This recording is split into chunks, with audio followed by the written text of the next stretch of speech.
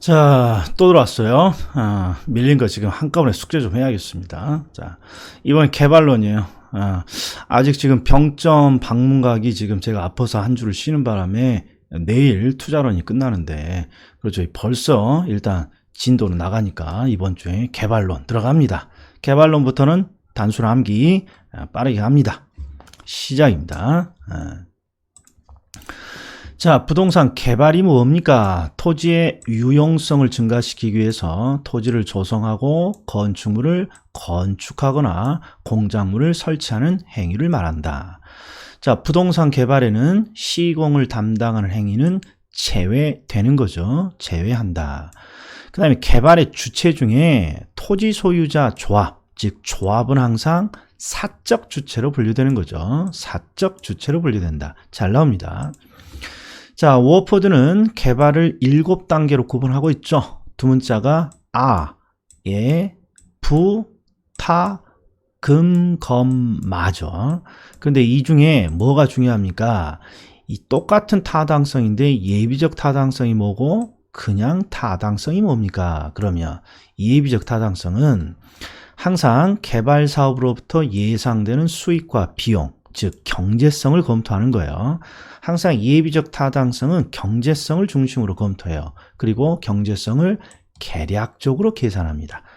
그래서 계략적으로 경제성을 검토하는 단계, 그러면 예비적 타당성이고, 사업의 실행 가능성을 구체적이고 세부적으로 판단합니다. 그러면 타당성 분석이 되겠습니다. 자, 워포드가 또 나오네요. 워포드는 개발의 위험을 법, 시, 비 이렇게 세 가지로 나누죠. 법, 시, 비. 개발 사업에 있어 법적인 위험은, 자, 법적인 위험을 설명하는데 토지 이용 규제가 나오면 사법이 아니라 공법적인 측면이고, 소유권 관계와 같은 소유권 관계는 사법적인 측면이겠죠. 공법과 사법을 구별하라는 문제죠. 토지 이용 규제 공법, 소유권 관계 사법. 그 다음에 시장에서 발생되는 위험은 포트폴리오로도 제거될 수 없죠. 그건 여기서도 마찬가지입니다. 시장에서 발생되는 위험, 그 다음에 행정 변화에 따른 허가 지연, 그 다음에 공사 중 문화재 발굴로 인한 사업 지연, 이런 것들은 개발 사업자가 통제할 수 없는 위험이죠. 없는 위험, 시장의 발생, 시장 원인, 행정의 원인으로 인한 위험, 그 다음에 문화재 발굴, 이런 건 어떻게 할 수 없는 위험이라는 거죠. 자, 개발의 위험은 항상 초기에 가장 높죠. 그리고 완공에 가까워지면 질수록 확실해지는 거니까 개발의 위험은 점점 낮아진다. 이렇게 돼야죠. 자, 개발을 위한 부동산의 분석 5가지. 지, 시, 성, 타, 투 이렇게 암기하죠. 지시성, 타투.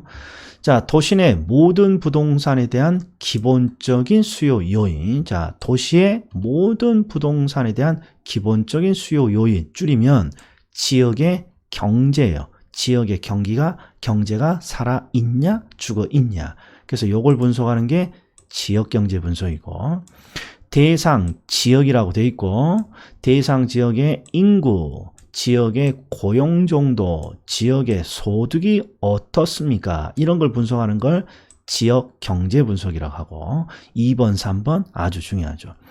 그래서 지역의 경제가 살아 있습니다. 그러면 아이디어를 내죠. 아이디어로부터 유형이 특정이 되고, 특정된 유형에 대해서 수요와 공급을 동시에 분석합니다. 그러면 이게 시장 분석이죠. 시장 분석. 이게 특징이 있어요. 자, 모든 부동산에 대한 기본적인 수요 요인. 지역 내에 있는 모든 부동산에 대해서 영향을 준다면 이 지역의 경제겠죠. 지역 내 모든 부동산에 대한 수요 요인. 이런 게 지역 경제인 거예요. 자, 그리고 특정 유형, 그리고 특정 유형 또는 특정 지역이라는 특정. 이게 중요해요. 뭔가 특정됐다면 아이디어를 통해 구체가 됐다는 거예요. 그러면 그 유형에 대해서 수요와 함께 공급을 동시에 분석하면 시장 분석인 거예요. 수요와 공급을 분석합니다. 시장 분석. 그 다음에 특정 지역에서 특정 유형에 대한 성장성 점유율. 자, 이게 기출지문인데 성장성 점유율을 분석합니다. 이런 걸 우리가 낯설잖아요. 근데 앞을 봤더니 특정돼 있고 특정돼 있단 말이에요. 뭔가 아이디어를 통해 구체화되었구나. 즉 시장 분석이라고 해야 됩니다. 자, 6번 미래시장. 미래시장 나오면 시장성 또는 흡수율 분석이죠. 자, 그런데 얘는 뭘 물어봤냐. 미래시장에서 완성될 부동산이 얼마나 시장에 빠르고 많이 매매됩니까? 임대됩니까? 이걸 우리는 흡수율이라고 하죠. 시장에 얼마나 흡수됩니까를 시장에서 얼마나 매매 임대됩니까? 요걸 흡수율이라고 하고 흡수율을 분석하는 과정을 우리는 시장성 분석이라고 하죠. 자, 시장성 분석은 과거, 현재 추세를 분석하고 그 원인을 분석한 후에 미래 흡수율이죠. 미래 흡수율. 이 미래라는 시점을 어느 시점을 말해요? 준공 시점이죠. 준공 시점의 흡수율을 파악하는 게 궁극적인 목적인 거죠. 자, 개발 사업이 투자자를 유인할 만큼 충분한 수익성이 있습니까? 결국 충분한 타당성이 있습니까? 이 내용이죠. 타당성 분석. 개발 사업의 타당성이 인정되더라도 항상 채택되는 것은 아니다 이런 거죠. 개발 사업의 타당성이 인정되더라도 모두 채택되는 것은 아니죠. 개발의 자금은 제한되어 있기 때문에 이 중에 하나를 선택해야죠. 그래서 다양한 투자 분석 기법을 활용해서 최종적인 개발 대안을 결정합니다. 그러면 투자 분석 이렇게 되는 거죠. 투자 분석. 자, 개발의 방식. 자, 사업 시행 전에 존재하던 토지의 권리를 시행 전에 존재하던 토지의 권리니까 헌토지죠. 사업 시행 이후에 새로이 조성된 토지, 새 토지에 이전합니다. 그러면 이게 환지 방식이죠. 환지 방식. 그럼 뭐가 떠올라야 돼요? 그렇죠. 공영 개발의 방식이죠. 공영 개발의 방식은 전부 매수합니다. 근데 매수하면 돈이 많이 드니까 환지라는 새로운 방식을 만들었죠. 근데 최근에는 매수와 환지를 혼합한 혼합 방식이 자주 출제되고 있고, 자, 자기 자금과 관리 능력이 충분하다면 자체 개발 방식은 자체 개발이 나오면 여기서부터는 민간 개발 방식이죠. 그러니까 공영 개발에서는 요 환지 방식 하나 대부분 시험에 나오고 그 다음부터는 이제 전부 다 민간 개발이죠. 자, 그래서 자기 자금과 관리 능력이 충분하다면 자체 개발 방식은 수익, 이익의 측면에서는 유효하죠. 자, 불확실하거나 위험도가 큰 개발 사업의 위험을 토지 소유자와 개발업자 간에 서로 분산시키고자 만든 방법. 이게 지주 공동 사업 방식 이렇게 되겠죠. 자, 토지 소유자가 건설업자에게 시공을 맡기고 건설에 소요된 비용. 요걸 우리는 세 글자로 공사비라고 하죠. 공사비, 건설에 소요된 비용. 공사비를 완성된 건축물로 변제합니다. 그럼 공사비, 대물, 변제형 이렇게 되죠. 토지 소유자가 건설업자에게 시공을 맡기고 건설에 소요된 비용, 즉 공사비를 완성된 건물의 분양 수익금으로 지급한대요. 분양 수익금. 그럼 공사비, 분양금, 지급형이죠. 분양금, 지급형. 자, 그 다음에 사업 전반이 토지 소유자의 명의로 행해집니다. 사업 전반은 전부 다 토지 소유자의 명의로 행해지는 거예요. 뭐만 빼고 소유권이 신탁회사로 넘어가는 신탁 방식만 빼고. 자, 그래서 뒤를 봤더니 개발업자에게 위탁 수수료를 지급합니다. 수수료 나오면 사업 위탁형. 사업 위탁형은 또 수탁형이라고도 하는 거죠. 이게 사업 위탁형이죠.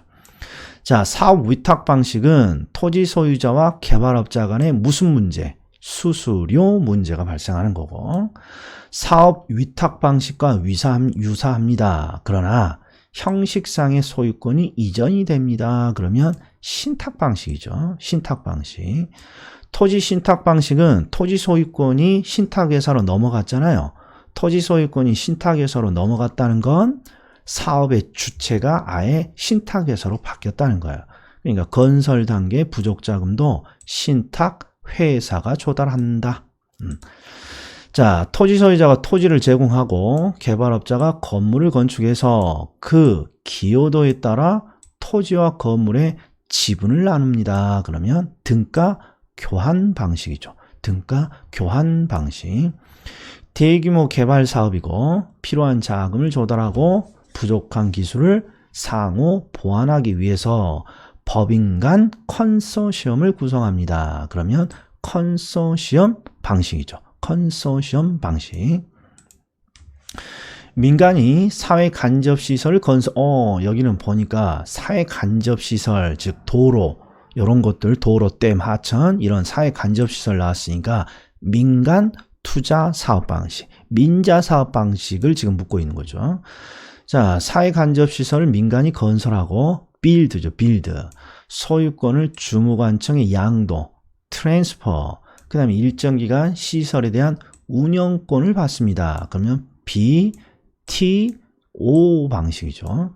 민간이 사회 간접 시설을 건설하고 주무관청에 소유권을 양도하고 트랜스퍼, 그 다음에 정부 등의 그 시설을 임차 나오면 BTL 방식이죠. 리스. 학교 건물, 기숙사, 도서관 딱 보니까 전부 다 임대할 수 있는 건물이잖아요. 따라서 BTL 방식이죠. BTL 방식이다. 민간이 사회 간접 시설을 건설한 이후, 그러니까 빌드고 사회 당해 시설의 소유권을 보유하면서 시설을 운영합니다. 건설했으니까 빌드고 소유권을 보유하면서 시설을 운영합니다. 그러면 얘가 BOO가 돼야 돼요. 소유권을 보유합니다. 그러면 영어로 own이 돼야 되는 거죠. own, operate 운영이고, 그래서 BOO 방식입니다. 이렇게 가야 되네요. 자, 부동산 관리는 관리의 내용에 따라서 경제 법률이니까 여기가 뭐가 들어가야 돼요? 기술적 측면의 관리죠. 기술, 경제, 법률 이렇게 나누는 거죠. 자, 부동산의 물리적, 기술적 하자. 나오면 항상 이게 물리적, 부동산의 물리적 하자는 부동산의 외형이 깨져 있습니다. 그 다음에 부동산의 기술적 하자는 부동산 시설물 등이 고장 나 있습니다. 자, 부동산의 파손, 그 다음에 부동산의 고장. 그럼 결국 시설에 대한 거예요. 시설의 파손, 시설의 고장. 그러니까 이걸 우리는 시설이니까 기술적 측면의 관리 이렇게 가야죠. 그 다음에 경계 확정 측량하면 측량 나면 측량 기술 기술적 관리. 그 다음에 건물과 부재 부적응 개선 기술적. 이거 해석을 잘 해주셔야 돼. 자, 부지에 즉 부지 토지에 건물이 들어오면 사람들이 활동하는 공간이 되죠. 그래서 사람들이 활동할 수 있도록 다양한 시설이 설치돼야 돼요. 포장이라든지 배수시설이라든지. 그래서 기술적 관리죠. 시설, 기술적 관리. 위생시설, 시설이라고 되어 있고 보안시설, 보전시설. 그러면 전부 다 기술적 측면의 관리죠. 시설은 전부 다 기술. 그 다음에 인사, 노무하면 인사, 비, 노무, 비. 경제적 관리. 그 다음에 계약, 예약, 인허가 전부 다 법률적 측면의 관리. 부동산 관리는 관리의 목적에 따라서 자, 시설을 관리하는 시설 관리. 이게 기술적 측면의 관리죠. 그 다음에 건물 및 임대차 관리. 그 다음에 자산 관리로 구분된다. 자, 부동산 시설의 운영 유지를 목적으로 합니다. 시설의 운영 유지. 이게 시설 관리겠죠. 그리고 시설 관리는 어떤 특징이 있나요? 항상 적극적으로 알아서 하는 게 아니라 사용자가 고장 났다고 요구할 때 개시가 되죠. 그래서 소극적 관리라고 하는 거죠. 소극적 관리. 부동산 임대차 수익의 극대화를 목적으로 임차인을 관리하고 임대차 회계 등을 관리합니다. 임대차 수익의 극대화니까 임대차 관리겠네요. 근데 임대차 관리는 제가 항상 줄여서 부르는 거고 정확히는 건물 및 임대차 관리죠. 자, 시험에 잘 나오는 거 나왔네요.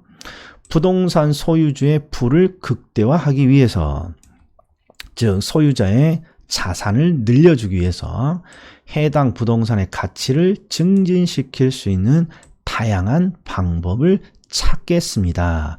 즉 당신을 부자로 만들어주기 위해서 다양한 자산의 관리 방법을 찾겠습니다. 자산 관리죠.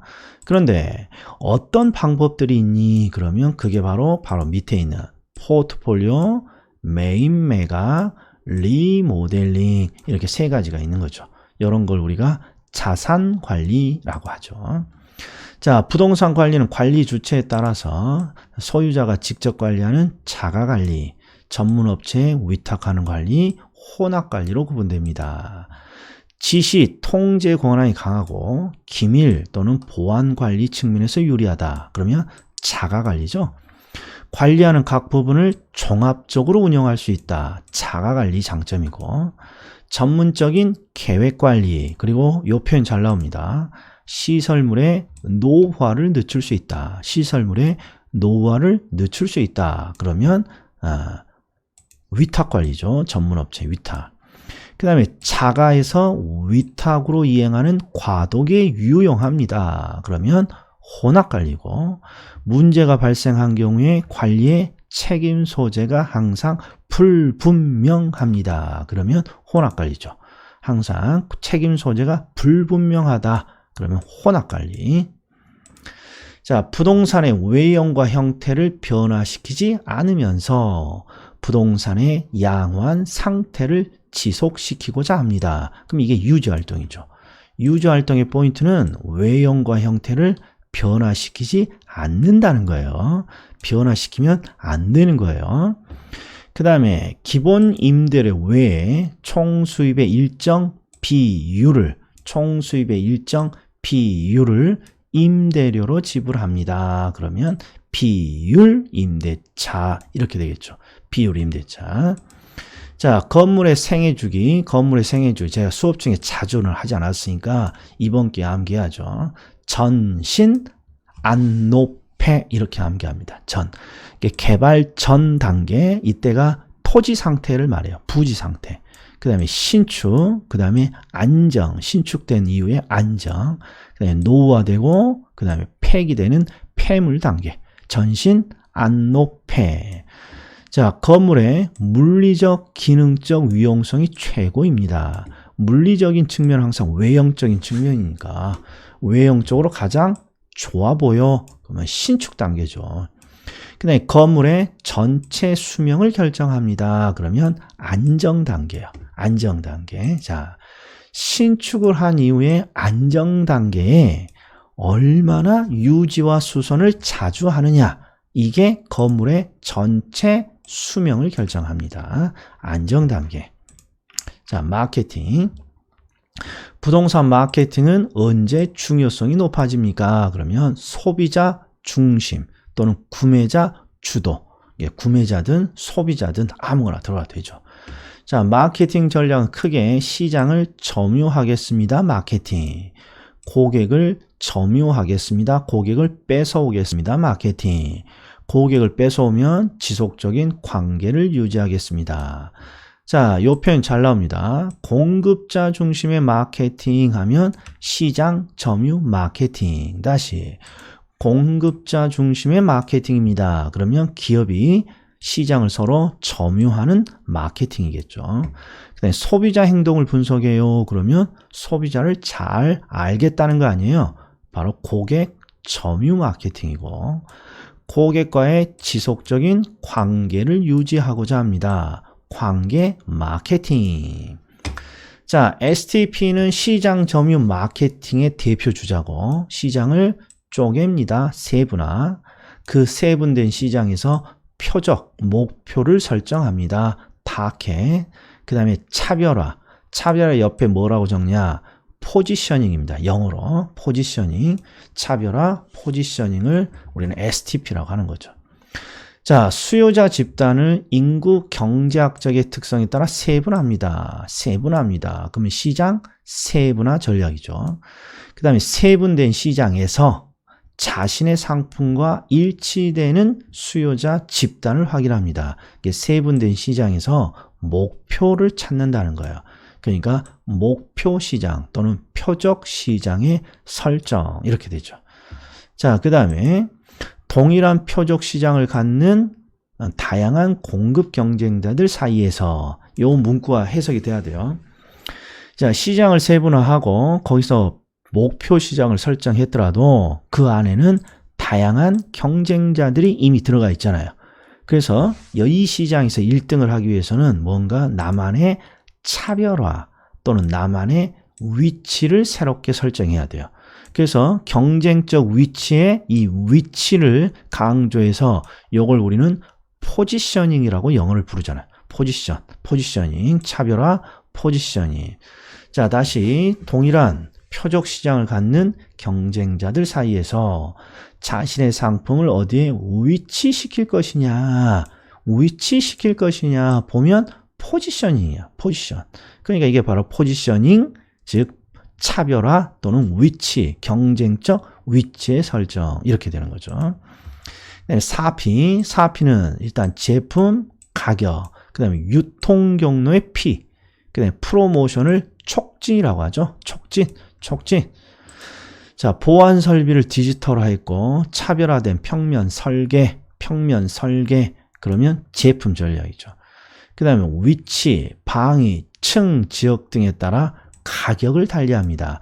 동일한 아파트라도 위치, 방위, 층에 따라서 가격을 달리 책정합니다. 그러면 이런 가격을 우리는 신축 가격이라고 하죠. 신축 가격.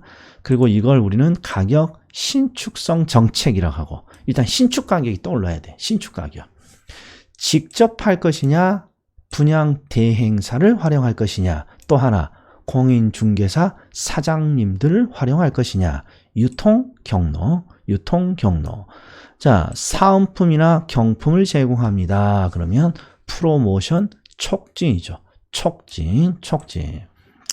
자, 아이다 원리 나오면 고객 점유 마케팅이죠. 그리고 아이다 이 전략은 항상 주의를 끄는 거죠. 소비자의 주의를 끌고 소비자의 관심을 만들어낸 다음에 소비자가 사고 싶다는 욕망을 만들어내고 마지막에 액션, 행동, 구매 행동으로 연결하는 거죠. 주의, 관심, 욕망, 액션, 행동. 그 다음에 토지 이용론. 자, 토지 단위 면적당 투입되는 자본과 노동의 크기를 토지 이용의 집약도라고 하죠.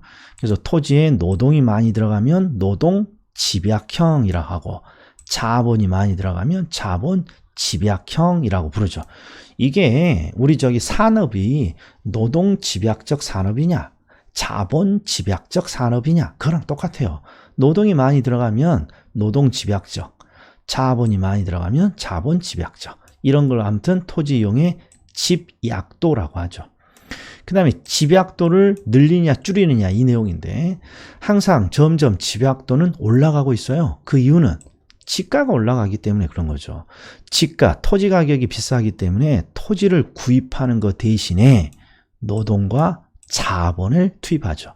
근데 현대 사회는 자본주의니까 대부분 자본을 투입하죠. 토지 가격이 비싸니까 토지 대신에 자본을 투입하는 거야. 그러다 보니까 점점 토지가 고층화되고 있죠. 고층화. 그게 바로 고층화. 그래서 집약도의 다른 표현이 고층화죠.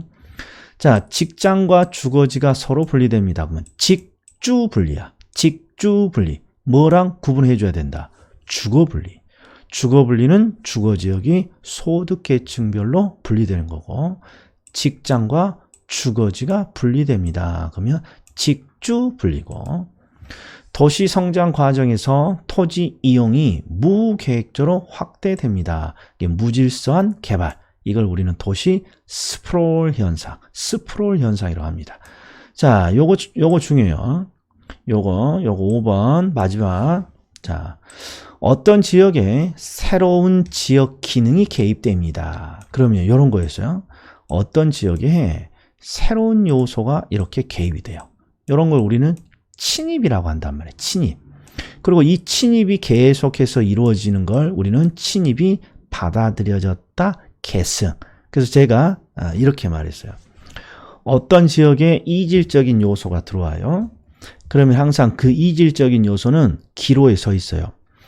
기존의 주민들이 그 이질적인 요소를 받아들일 것이냐, 그렇지 않으면 배척할 것이냐. 배척을 해버리면 이 지역은 변화 없이 그대로 유지되는 거예요. 근데 지역의 주민들이 그 새로운 기능을 받아들이면 이걸 우리는 계승이라 그래요. 계승. 즉 계승이 되게 되면 이제 계속해서 이 지역에 새로운 요소들이 투입이 되는 거예요. 이렇게. 그러면 이 지역은 이제 뭔가 변화가 생기겠죠. 이런 변화를 두 글자로